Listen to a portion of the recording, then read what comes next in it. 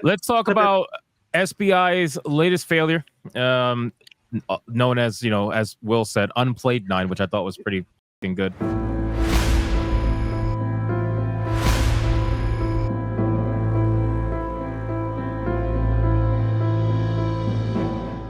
Unplayed 9 Awakening, which right now, as we stand, is at 285 concurrent. I'm pretty sure that is where it's going to peak. I don't see it getting any further, to be honest with you. I was actually surprised it even got that high, considering it for one day it was stuck at around 180 or something like that. But I'm assuming that most people probably didn't even realize. Most people probably didn't realize that they even got it for free when they bought their GPUs. They probably completely blanked on it. And then as people were talking about it, like, oh, I got this game for free. Let me try it. But keep in mind, boys, out of this 285, most people did indeed get it for free. Most people did not pay for it. I'm unfortunately one of those people that did to review the game and showcase it to people. But most people did not pay for it.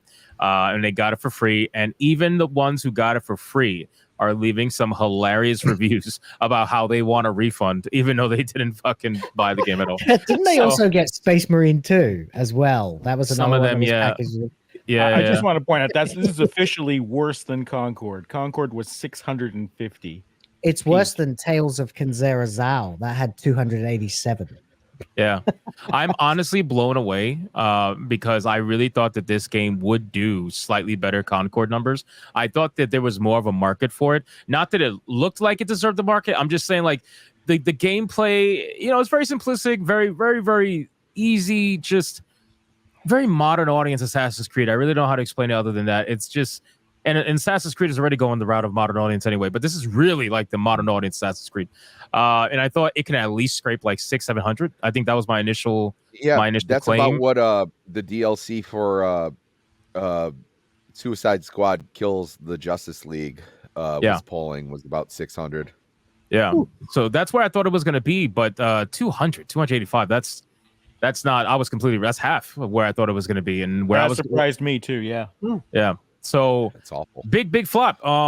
Why is that? Right. So a lot of people are trying to have the conversation around this game, and people are obviously woke. I get that. But to be honest with you, man, I think it's two things necessarily.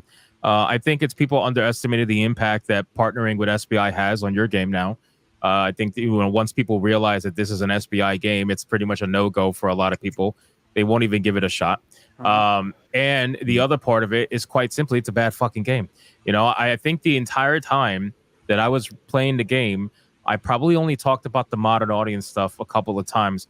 The rest of it was complaining about how terrible the gameplay was, how unbelievably simplistic it was, how the graphics were absolute trash. I mean, I thought I was playing a 360 game. I really was.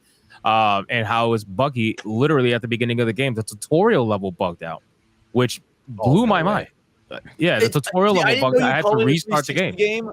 I know you call it 360 game because on New Black Street yesterday, we stream sniped you for a bit while you were playing it. And Kata said the same thing. He's like, bro, this looks like a throwback 360 game. What's going on? I was like, it's got to be your internet. There's no way that the image is this bad. It's not, bro. No.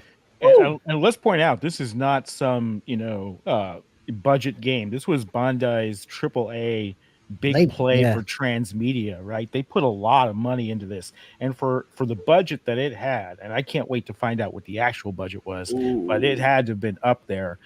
For it to have graphics like that when I was watching your stream was really shocking. I mean, at this point, no project would have been better than this actual project. From a financial perspective, putting so much money into a project, any project, in this case, a gaming project, and for it to do so poorly, from my perspective, although I'm a complete normie when it comes to finances. I mean, look at me, folks. I look like a tramp. I dress like a tramp. But wouldn't it have just made more sense to just see the writing on the wall and just rip it all up and throw it away? Well, it's amazing because I think it was Grum. Someone said this was Bandai Namco. And imagine for the last 2 weeks, they've been on cloud nine, all this goodwill from Dragon Ball Sparking Zero, only for this to be their next release. All that money you made just pissed away with this. But how does that happen? How does, on one hand, you make this great project, And then on the other hand, you make this dead on arrival project. Well, I mean, they're publishers, right? So it's of course it was dead on arrival. They're pandering to the trans community. There's like a 42% chance it was going to be dead on arrival. But there's a difference between hiring a Japanese studio and buying a French studio. Let's just say that. I think France is completely compromised for gaming right now. I agree. I hate. I think it just goes to show you, when we talked about this last time, the label of a AAA game is meaningless at this point. It really it's a black spot. It by no means reflects the quality of the look of the game or gameplay. It's basically how much of a budget they have to work with, and that is exactly it. Yeah, that's all it means. I think since it's a French company, we've all learned one very important thing: bring back the guillotine. No, nice. It was like the Germans conquered you for a reason. And does anybody? No, go ahead. I'm sorry, guys. No. I finished. Germans won for a reason. My bad. Does anybody find the interesting correlation between Sony buying Firewalk Studios and dying with Concord, and then who bought this company? But Bandai bought them? It's Bandai Namco that put it out. Yeah. Reflector was the developer. Because this is their first game, isn't it? Yeah, it's the first one. Just like Concord was Firewalk's first game, wasn't it? Hopefully, it's their last.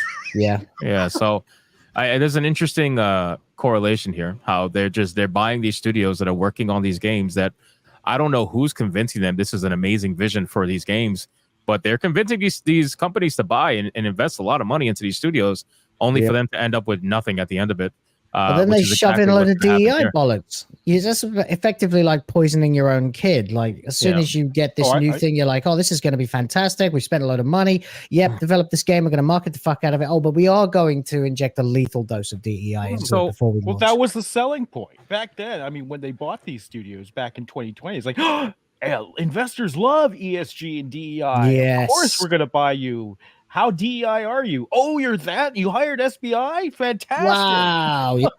And it's actually kind of weird because on the one hand, you're watching companies that are at the tail end of the DEI conveyor belt where they're massively hemorrhaging money. No one's interested in the products they're selling.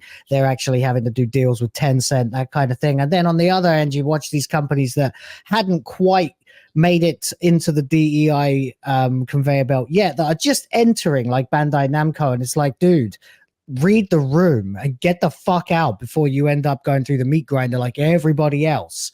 It's not good. And Bandai Namco has had to do a $144 million write-down, and they've announced that they're canceling loads of games that are usually Bandai Namco wheelhouse games, like One Piece games, Naruto games, that kind of stuff. So this is not going to work out well for them. Never pick DEI over anime.